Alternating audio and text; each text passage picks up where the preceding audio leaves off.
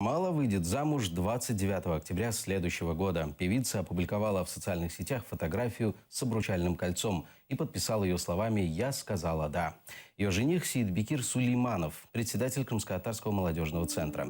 Сейчас молодожены не рассказывают подробности свадьбы. 2 недели назад Джамала рассказала о своем женихе ведущей Екатерине Осадчей.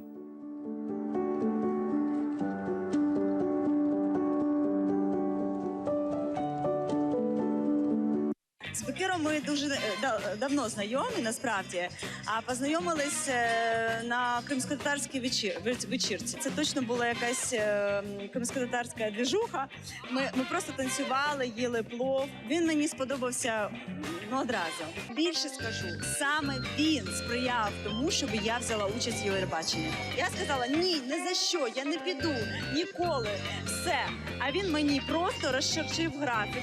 Де він сказав, так, ото плюси, ото мінуси, і все мені просто розклав. Я сказала, ну ладно. На днях Джамала выпустила новую песню, записанную вместе с этнохаус-группой Даха Браха. Композиция под названием «Заманили» записана еще до конкурса Евровидения, в котором Джамала победила. Видео с новой песней из студии звукозаписи появилось в сети только сейчас. Прихилюсь до тебе я, може краще стане.